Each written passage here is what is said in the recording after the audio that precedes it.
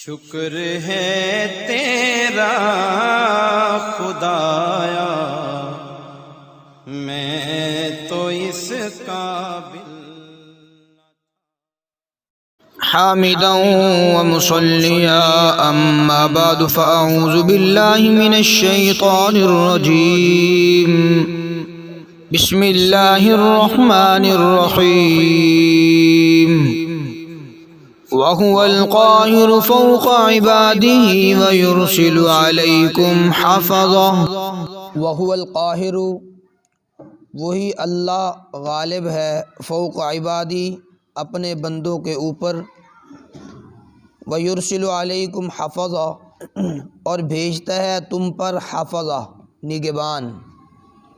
نگران تم پر بھیجتا ہے۔ اللہ ہی غالب ہے اپنے بندوں پر۔ وَيُرْسِلُ عَلَيْكُمْ حَفَظًا، اور تم پر وہ نگران بھیجتا ہے۔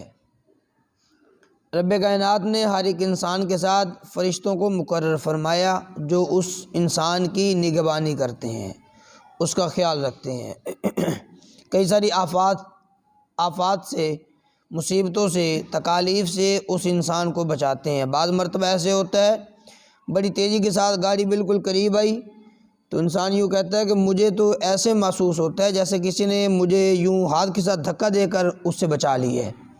تو یہ رب تعالیٰ کی مدد ہوا کرتی ہے۔ وَيُرْسِلُ عَلَيْكُمْ حَفَظًا، جو تم پر نگران مقرر ہوتے ہیں۔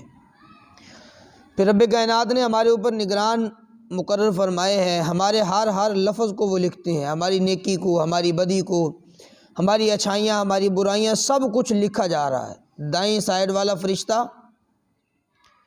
یہ ہماری نیکیوں کو لکھتا ہے، اور جو بائیں سائیڈ پر فرشتہ ہے وہ ہماری بدیوں کو لکھتا ہے، ہماری برائیوں کو لکھتا ہے، اور قیامت والے دن یہ نامہ اعمال کھلیں گے، سب کے سامنے سنائے جائیں گے۔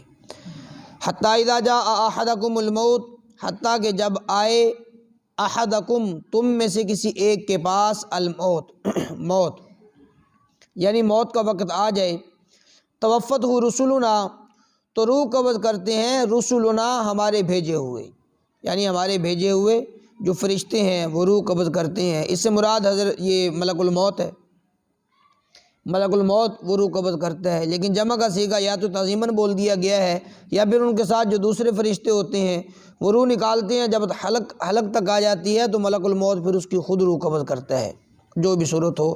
تو فرمایا توفتہ رسلنا، تو روح قبض کرتے ہیں ہمارے بھیجے ہوئے، وہم لا یفرطون، اور وہ اس کے اندر کمی نہیں کرتے۔ جو رب کائنات نے جو ان کے ذمہ ڈیوٹی لگائی ہے، جو وقت متعین کیا گیا ہے، وہ حکم کی تعمیل کے اندر وہ کمی نہیں کرتے، سستی نہیں کرتے، اسی وقت پر آ کر اس بندے کی روح کو قبض کرتے ہیں۔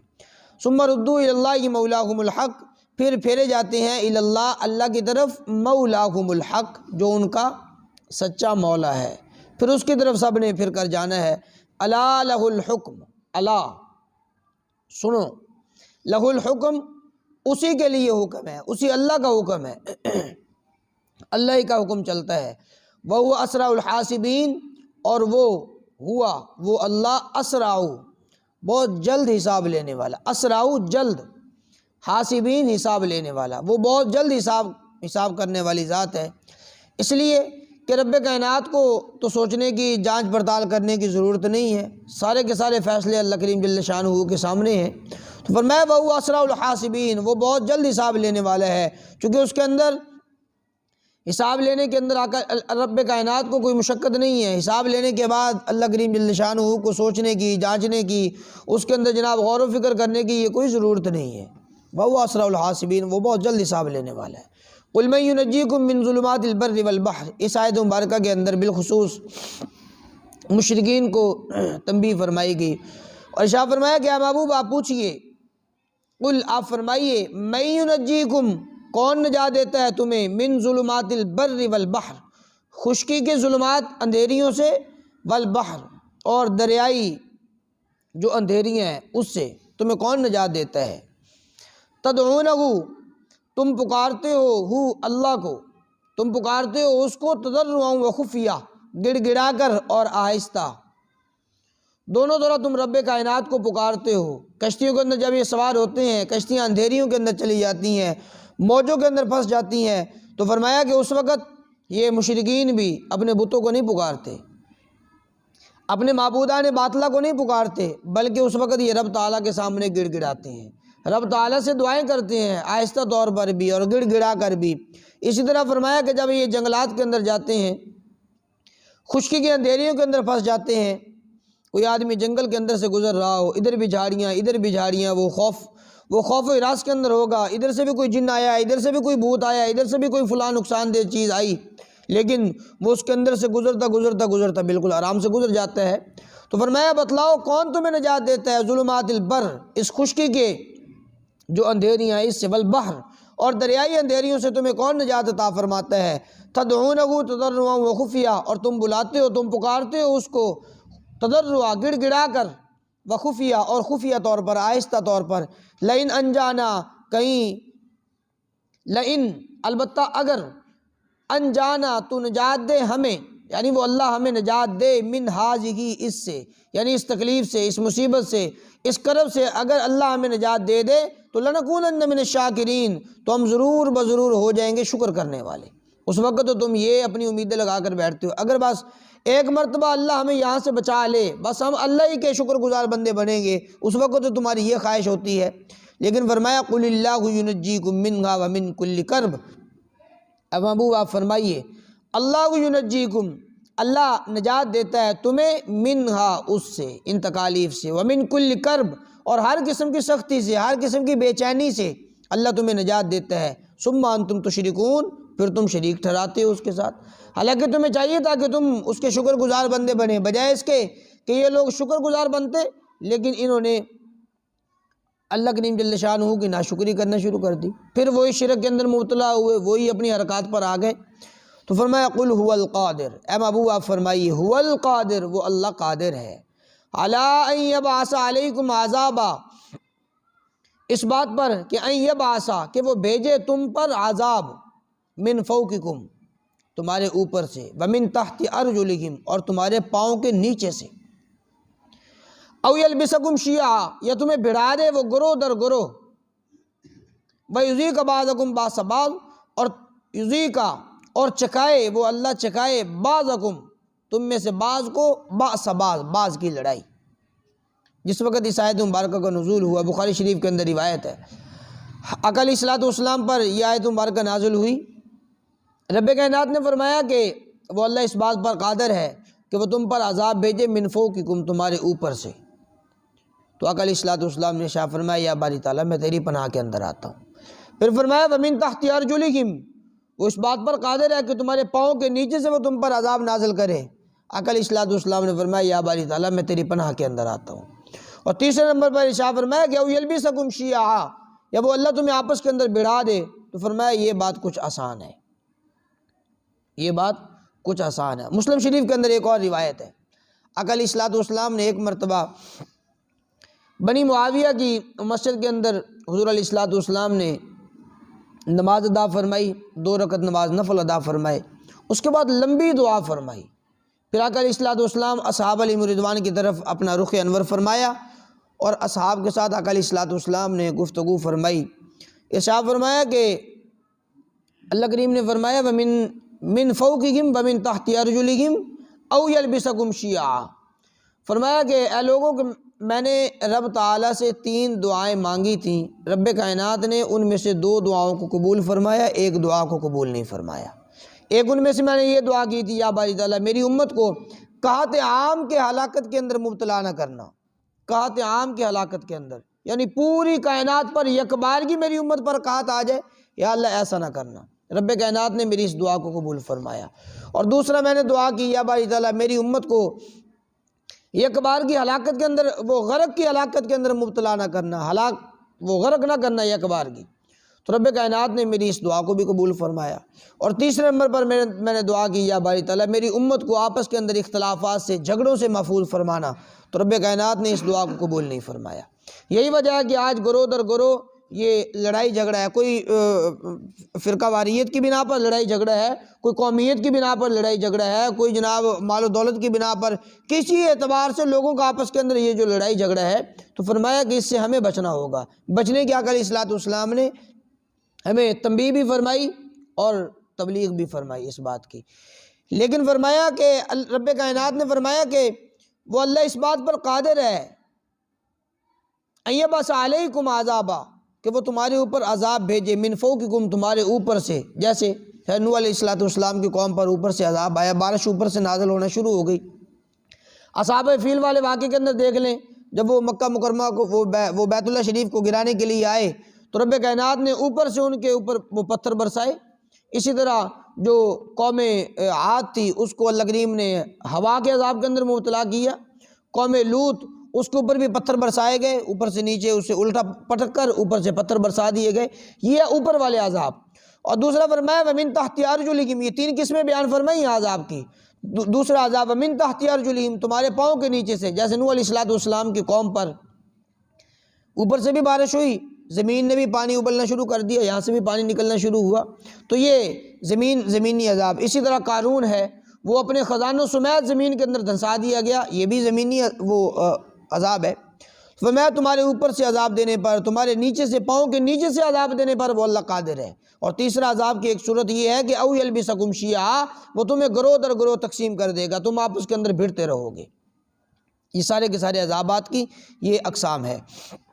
حضرت عبداللہ بن عباس رضی اللہ تعالی عنہ سے روایت ہے، فرماتے ہیں کہ عذابا من فوقکم، تمہارے اوپر سے عذاب کا ایک معنی یہ بھی ہو سکتا ہے کہ رب کائنات تمہارے اوپر بادشاہ، ظالم قسم کے بادشاہ مسلط کر دیں، ظالم قسم کے حکام تمہارے اوپر مسلط ہو جائیں۔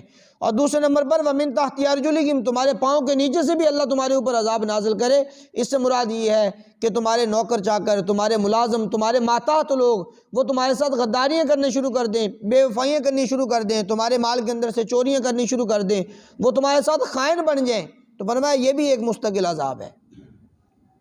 او یلبسکم شیعا، کہ اللہ تمہیں آپس کے اندر گروہ در گروہ بھڑا دے۔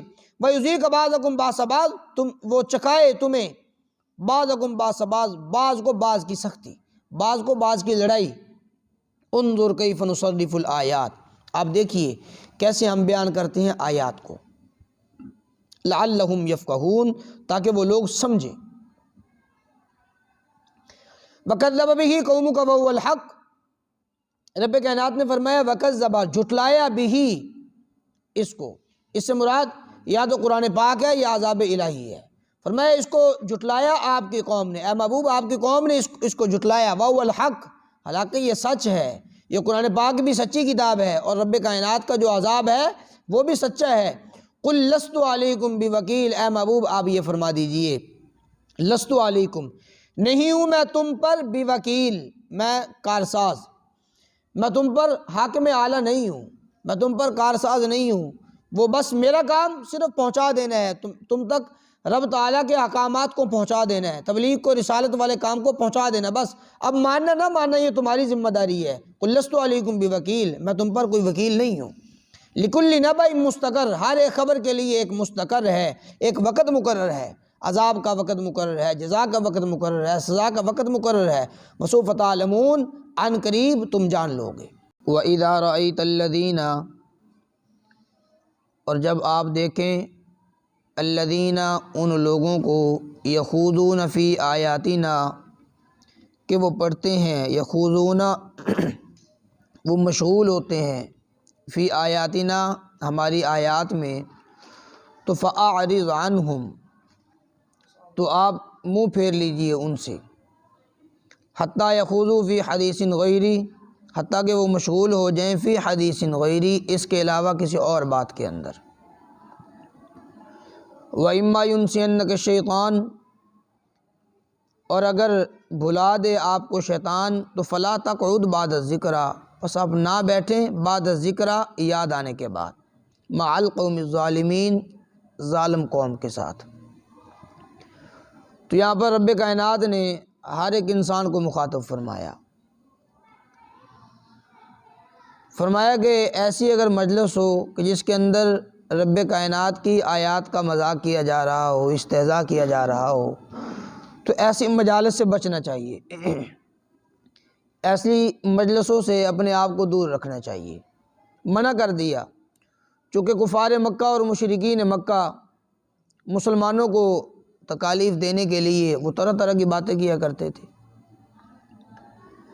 تو رب کائنات نے فرمایا وَإِذَا رَأَيْتَ الَّذِينَ يَخُوضُونَ فِي آيَاتِنَا، جب آپ دیکھیں کہ لوگ ہماری آیات کے اندر وہ پڑ جاتے ہیں، ہماری آیات کے اندر مذاق کرنے لگتے ہیں. ان کی عادت ایسی ہی تھی، ایک آدمی ایک شرارت کرتا، ایک بات کرتا اللہ کے دین کے خلاف یا قرآن مجید فرقان حمید کے خلاف، آقا کریم علیہ الصلوۃ والسلام کی ذات اقدس کے خلاف، تو باقی لوگ وہ ہنسنے لگتے، کہہ کے لگاتے.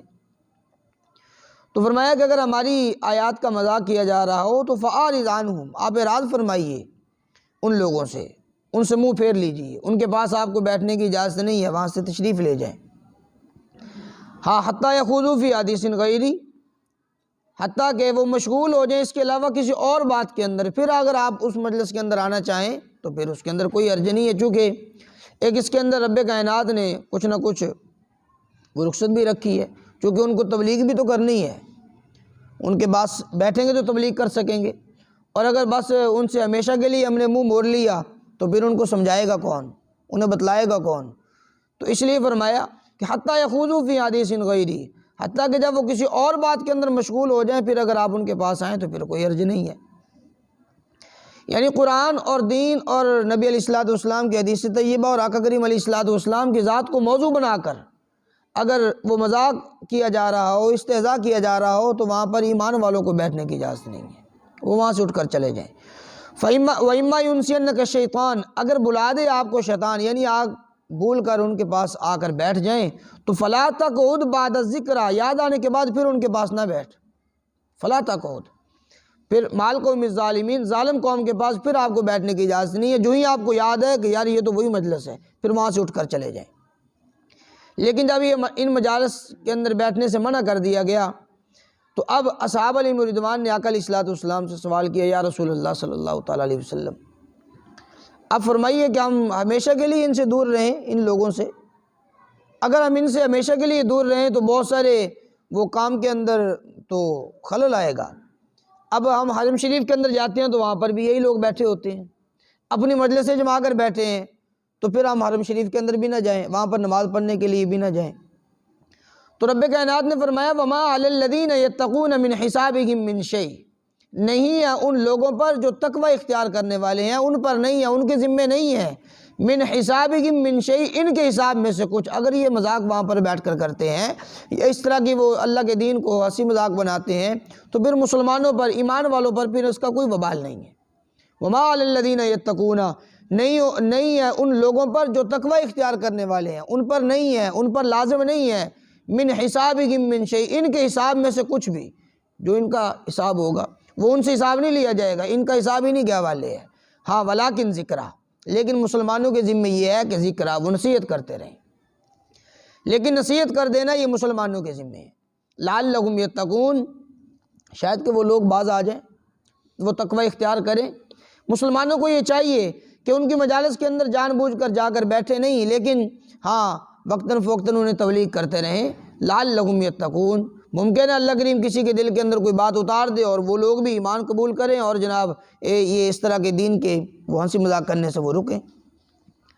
تو وَذَرِ الَّذِينَ اتَّخَذُوا دِينَهُمْ لَعِبًا وَلَهْوًا، فرمایا چھوڑ دیجئے ان لوگوں کو، اتخذوا، جنہوں نے بنایا، دینہم، اپنے دین کو، لعبا ولہوا، کھیل تماشا.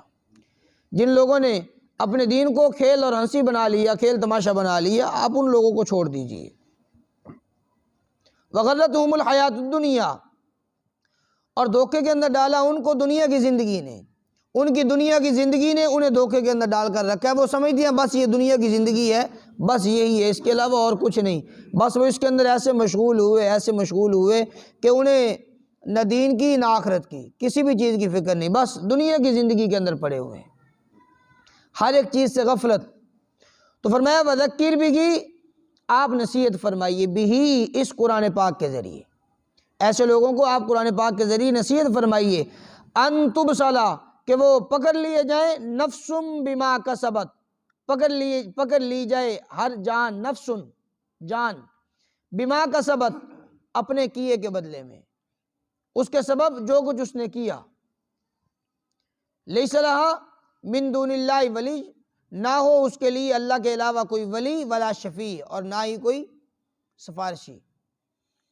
یہ نہ ہو کہ یہ لوگ اسی غفلت کے اندر ہی پڑے رہیں۔ وذکر بہ ان تبصرا، آپ قرآن پاک کے ذریعے ان لوگوں کو نصیحت کرتے رہیں اس قرآن پاک کے ذریعے، کہ یہ نہ ہو کہ ان تبصرا نفس بما کسبت، یہ لوگ اپنے کیے کے سبب، اپنے کرنے کی وجہ سے یہ گرفتار ہو جائیں، پکڑے جائیں، ان تبصرا، پکڑ لیے جائیں یہ لوگ، لیس لہا، پھر یہاں سے پکڑے جائیں کہ لیس لہا من دون اللہ، کہ اللہ کے علاوہ ان کا کوئی ولی، کوئی سفارشی، اور نہ ہی کوئی شفیع، نہ کوئی مددگار ان کا کچھ بھی نہ ہو۔ وَإِن تَعْدِلْ كُلَّ عَدْلٍ لَا يُؤْخَذْ مِنْهَا، فرمایا اگر تعدل، یہ بدلہ دیں، کل عدل، ہر ایک عوض کا، ہر ایک چیز کا بدلہ دے دیں، ہر ایک چیز، جیسے وہ دوسرے مقام پر اللہ کریم نے فرمایا وَاتَّقُوا يَوْمًا لَا تَجْزِي نَفْسٌ عَن نَفْسٍ شَيْئًا وَلَا يُقْبَلُ مِنْهَا شَفَاعَةٌ وَلَا يُؤْخَذُ مِنْهَا عَدْلٌ وَلَا هُمْ يُنصَرُونَ۔ فرمایا اگر وہ اپنے اعمال کے بدلے کے اندر یہ کچھ فدیہ دینا چاہیں، بلکہ ایک مقام پر تو ارشاد فرمایا کہ اگر پوری روئے زمین کو بھر کر یہ فدیہ کے بطور فدیہ کے دیں، پھر بھی ان کا فدیہ قبول نہیں کیا جائے گا۔ یہی فرمایا کہ وَإِن تَعْدِلْ، اگر یہ لوگ بدلے کے اندر دیں، کل عدل، ہر قسم کا عوض، ہر قسم کا عوض یہ اپنے بدلے کے اندر دے دیں، تو لا یؤخذ منہا، تو ان سے قبول نہیں کیا جائے گا، ان سے نہیں لیا جائے گا۔ یہ کہیں کہ جناب ہم اپنا مال دیں، اپنی جائیداد دیں، اور اپنا پوری، اللہ کریم نے فرمایا ساری کائنات کو بھی بھر کر یہ پیش کر دیں تاکہ ہماری جان چھوٹ جائے، فرمایا لا یؤخذ منہا، ان سے قبول نہیں کیا جائے گا۔ اولئک الذین ابسلوا، یہی وہ لوگ ہیں ابسلوا بما کسبوا، جو اپنے کرتوتوں کے سبب پکڑے گئے، گرفتار کر لیے گئے اپنے اعمال کی وجہ سے۔ لہم شراب، ان کے لیے پینے کا پانی ہوگا، لیکن وہ ہوگا کیا؟ من حمیم، انتہائی کھولتا ہوا پانی، کھولتا ہوا پانی ہوگا ان کے لیے۔ وعذاب علیم، اور دردناک قسم کا عذاب ہوگا، بما کانوا یکفرون، اس وجہ سے کہ یہ لوگ کفر کیا کرتے تھے، انکار کیا کرتے تھے۔ یہ ان کے کفر کا بدلہ ہے، کفر کے بدلے کے اندر انہیں دردناک عذاب کے اندر مبتلا کیا جائے گا۔ اور فرمایا من حمیم، لہم شراب من حمیم، ان کے لیے انتہائی کھولتا ہوا گرم قسم کا پانی، فرمایا وہ ان کے لیے ہوگا۔ اور بما کانوا یکفرون، یہ سب کچھ بدلہ ہوگا ان کے کفر کا، جو کچھ انہوں نے کفر